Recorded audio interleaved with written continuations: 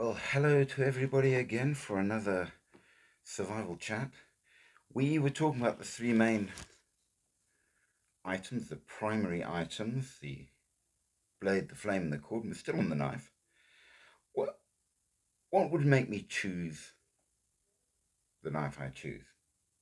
How do we decide? Well, in terms of, for example, a multi-tool, have you ever found the need to use one? Do you carry one anyway?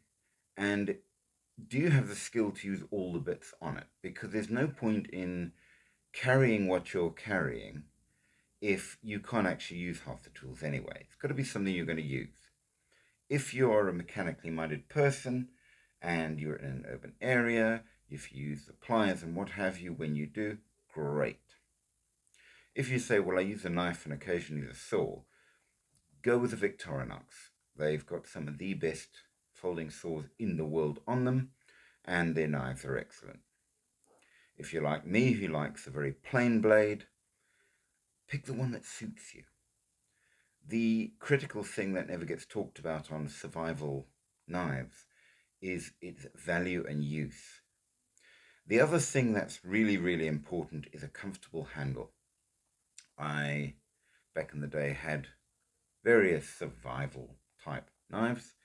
Um, Many of them were hype rather than anything worth having.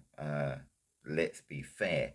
But I remember the one day I decided I was going to build a shelter. And I did. I built a one-roomed shelter that was big enough for 4 or 5 people to be inside. It was fully waterproof. We made it from bamboo and stuff. It was brilliant, absolutely astounding shelter. And I went home with more blisters on my hands than you can probably ever find ever. It was bad. It was really, really bad. And it was all down to the fact that the handle just didn't cut it. Having a decent handle on your knife that you can use it a lot comfortably makes a difference.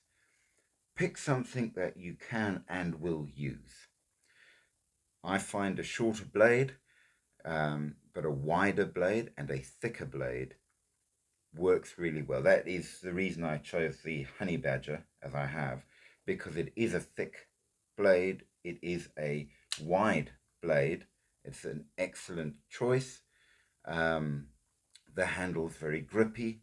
I've used it hunting and varying other things, and it works just fine. You don't slip on it. It's a comfortable one to carry, it's a comfortable one to use, so it suits me. That's the main choice in terms of a knife, and I would strongly recommend that you try out a whole lot. See what works for you and why.